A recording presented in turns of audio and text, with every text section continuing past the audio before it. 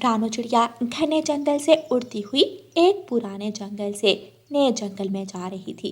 उसके दो छोटे छोटे बच्चे उसके साथ थे। रानू चिड़िया थोड़ी दूर देखती है, एक जगह आग लगी हुई है। बच्चों, हमें उस सांप को बचाना होगा, वो आग में फंस गया है। लेकिन मम्मा, आपने बताया था कि सांप पक्षियों का दुश्मन होता है, वो हमें खा जाएगा। अगर हमने उसकी मदद ना की तो वो आग में जलकर मर जाएगा। उसका जीवन उतना ही कीमती है जितना हम पक्षियों का। हमें उसकी मदद करनी होगी। मम्मा चिड़िया अपने बच्चों को एक पेड़ की डाल पर बिठाती है और सांप के ऊपर वाले पेड़ की डाल पर जाकर बैठ जाती है। मैं यहाँ फंस गया। मैं सोया हुआ था, ना जाने कब आग लगी। हर तरफ आग है। मैं चारों तरफ से आग में फंस गया हूँ। चिड़िया, मुझे बचाओ, मेरी मदद करो। चिंता ना करो सांप दोस्त, मैं तुम्हें बचाने ही आई हूँ। लेकिन पहले वादा करो, अगर मैं तुम्हें आग से निकालूं तो तुम मुझे कोई नुकसान तो नहीं पहुँचाओगे? मैं वादा करता हूँ, मैं अपनी जान बचाने वाले पक्षी को नुकसान कैसे पहुँचा सकता हूँ। रानू चिड़िया उड़ती है और एक पेड़ के ऊपर चढ़ी हुई लंबी बेल उतारकर सांप की तरफ फेंक देती है। सांप उस बेल को पकड़कर आग से बाहर निकल आता है। मैं जिंदा हूँ, मुझे विश्वास नहीं हो रहा।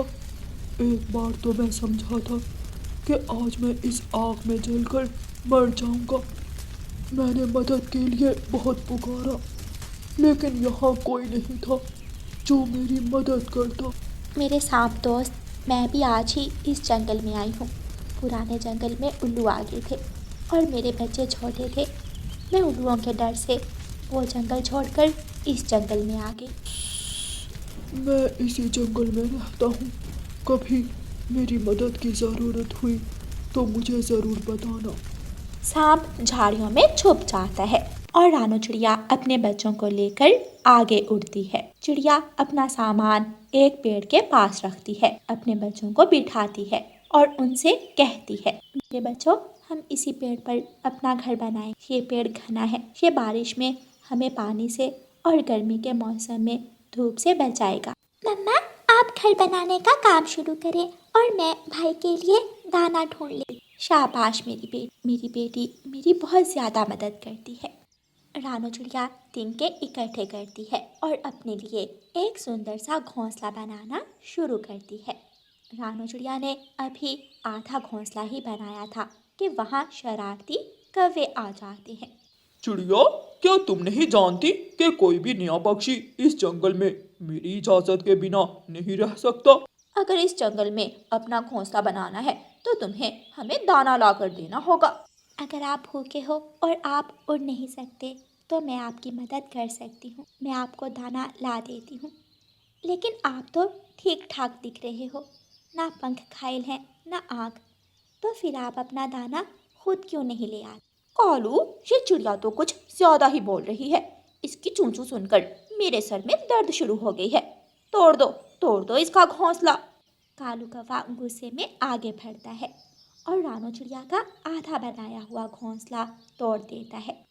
बेशरम कौवे, तूने मेरे बच्चों का घर तोड़ दिया, तेरा अंजाम ज़रूर बुरा होगा। भाग जाओ, चली जाओ इस जंगल से। तुम जहाँ भी घर बनाओगी मैं तोड़ दूंगा। रानू चिड़िया अपने बच्चों को लेती है और वहाँ से चली जाती है। रात हो गई थी, इसलिए रानू चिड़िया एक पेड़ की डाल पर बैठकर रात गुजारने का फैसला करती है। मम्मा, ठंड लग रही है, बिना घोंसले के रहना बहुत मुश्किल है। मेरे बच्चों, ये सब उन कौवों की वजह से हुआ है। अगर वो कौवे हमारा घोंसला ना तोड़ते तो मेरे बच्चे घोंसले में बैठे होते।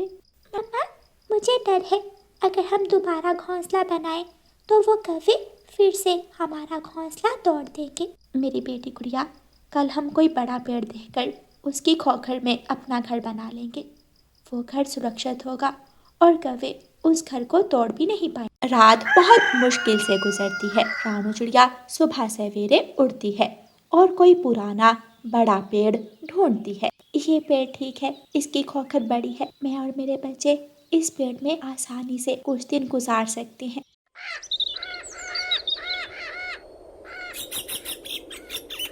रानू चिड़िया अपने बच्चों को लेकर उस पेड़ की खोखर में बैठ जाती है।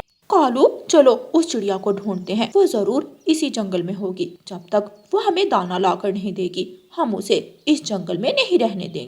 कौवा और कौवी उड़ते हैं और ढूंढते ढूंढते रानू चिड़िया के पास पहुंच जाते हैं। छोटी चिड़िया, तू क्या समझती है, तू हमसे छुप जाएगी? हम इस जंगल के पेड़ पेड़ को जानते हैं, हमसे कोई नहीं छुप सकता। ये जंगल सबका साझा है, मैं तुमसे डरने वाली नहीं। तुम 1000 बार भी मेरा घर तोड़ दो, मैं फिर से घर बनाऊंगी। मैं हारने वाली नहीं और ना ही जालिम के जुल्म से डरने वाली। गुस्से से कौवे का रंग लाल पीला हो जाता है और वो रानू चिड़िया को जानकर चौंचे मारने लगता है। भाग भाग, निकल यहाँ से, तुझे यहाँ से जाना होगा, मैं छोड़ूंगा नहीं तुझे। काले कौवे, मुझे छोड़ दो, मैं तुमसे लड़ना नहीं चाहती। दुष्ट कालू कौवे, तुझे तो मैं छोड़ूंगा नहीं। तूने मेरी दोस्त चिड़िया को मारा, मैं तुझे नहीं छोड़ूंगा। ऐसे कहते हुए सांप कालू कौवे को पकड़ लेता है। गौरी गौरी, मुझे बचाओ, मुझे बचाओ, मेरा दम घुट रहा है। गौरी, मुझे बचाओ। गौरी कौवे उड़कर थोड़ा दूर बैठ जाती है। चिड़िया चिड़िया रानी, हमें माफ कर दो। सांप राजा से कहो कि मेरे पति को छोड़ दे। मैं वादा करती हूँ, हम ये जंगल छोड़कर दूसरे जंगल चले जाएंगे और कभी किसी कमजोर पक्षी को तंग नहीं करेंगे। मेरे सांप दोस्त, इस कौवे को छोड़ दे।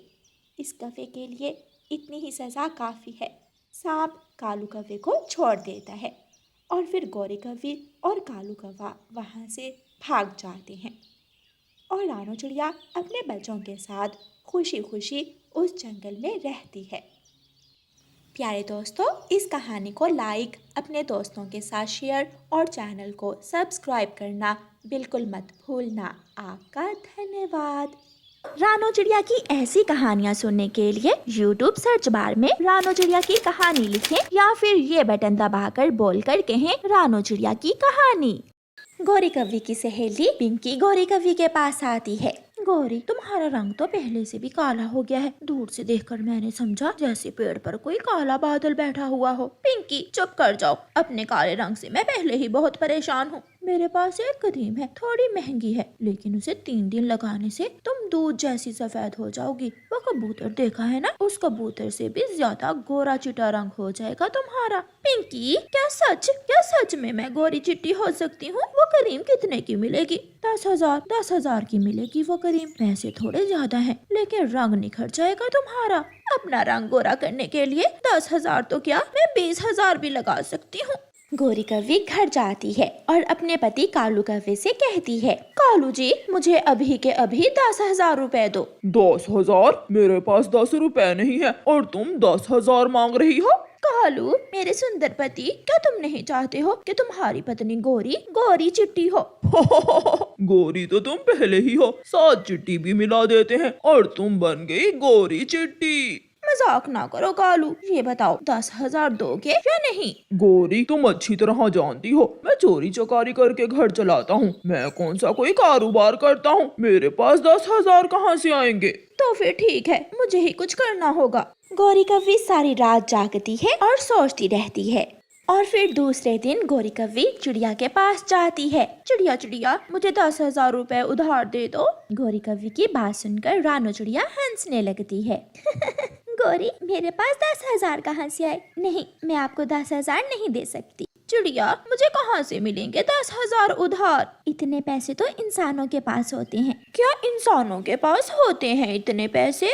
1000 क्या, इंसानों के पास लाखों होते हैं। गौरी कौवी तुरंत वहाँ से भाग जाती है और इंसानों की बस्ती की तरफ चली जाती है। गौरी कौवी किसान के घर में जाकर आंगन में एक पेड़ पर छुपकर बैठ जाती है। किसान अपनी फसल बेचकर घर आया था। भाग्यवान, अरे ओ भाग्यवान, कहाँ हो? देखो, मैं फसल बेच आया हूँ। किसान की पत्नी किसान के पास इतने पैसे देखकर खुश हो जाती है। इतने सारे पैसे? क्या है, किसान अगर मुझे इनमें से 10,000 रुपए दे दे तो मेरा रंग गोरा हो जाएगा। गौरी कव्वी खुद से ऐसे बात करती है। किसान वो पैसे अपनी पत्नी को थमाकर खेत में चला जाता है।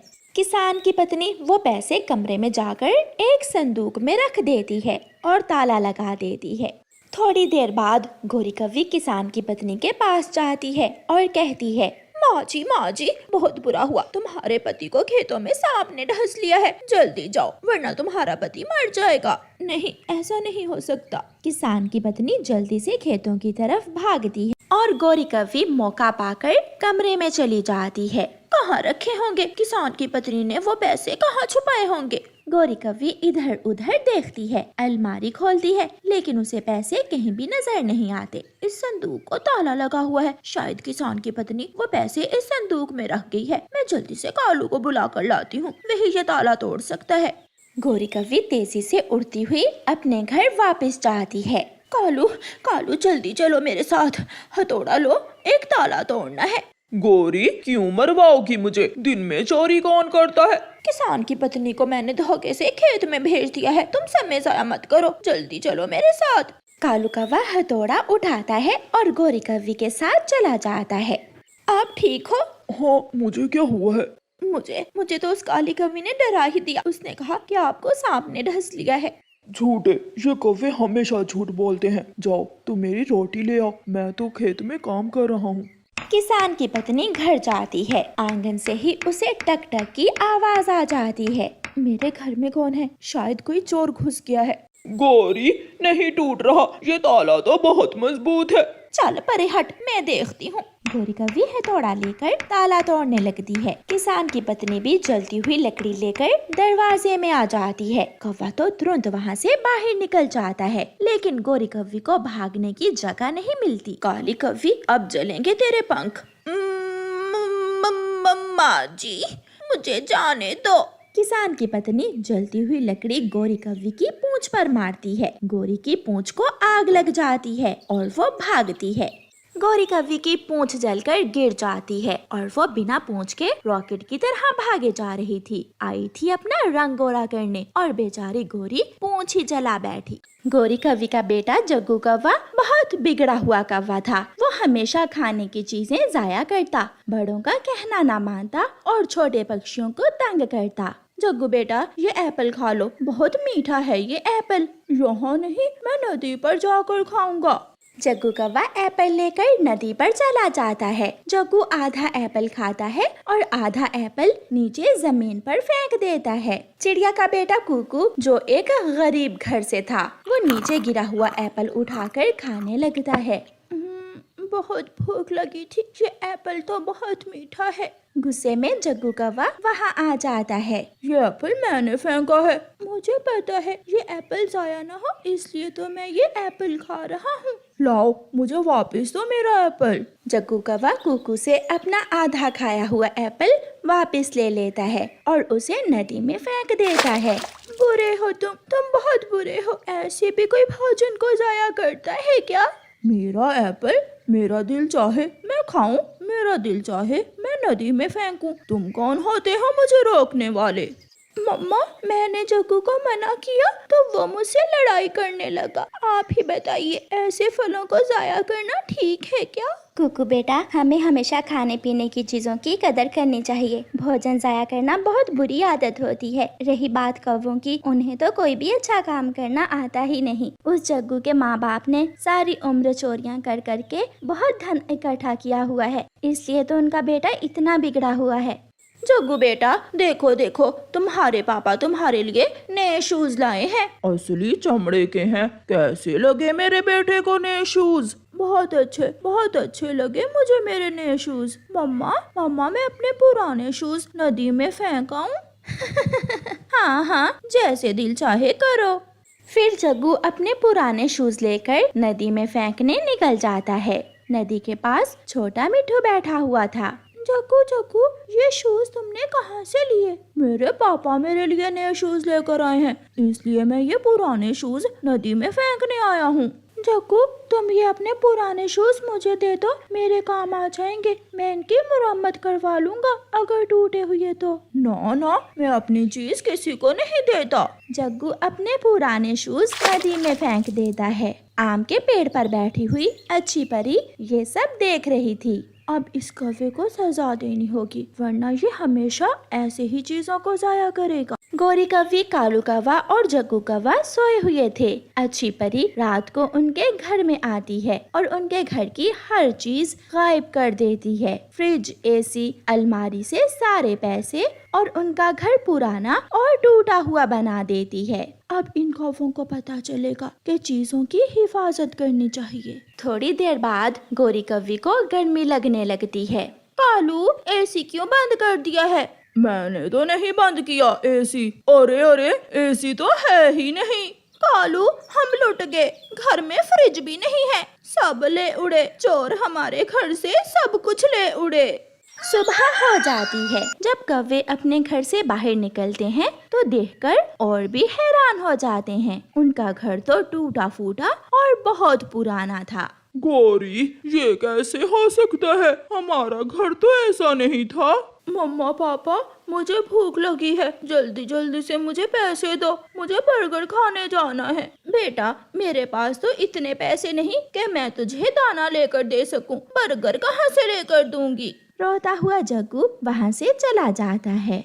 कुकू अपने घर के बाहर बैठा मकई का भुट्टा खा रहा था। कुकू कुकू, मुझे बहुत भूख लगी हुई है, प्लीज मुझे अपना आधा मकई का भुट्टा दे दो। तुम बहुत बुरे कौवे हो, तुम मुझसे मेरा भुट्टा लेकर नदी में फेंक दोगे। नहीं कुकू, आज रात पता नहीं कैसे हुआ, हमारा घर भी बहुत पुराना हो गया और मम्मा पापा के सारे पैसे भी किसी ने चुरा लिए। फिर अच्छी परी वहाँ आती है। ये सब तुम्हें तुम्हारे कर्मों की सजा मिली है। जो भोजन को जाया करता है और अपनी चीजों की कदर नहीं करता, मैं ऐसे ही उसके घर से हर चीज गायब कर देती हूँ। ऐसा कहते हुए अच्छी परी चली जाती है। कुकू, मैं अपने किए पर बहुत पछता रहा हूँ, मुझे ऐसा नहीं करना चाहिए था। अब मुझे भूख लगी तो मालूम हुआ कि भोजन की कदर क्या होती है।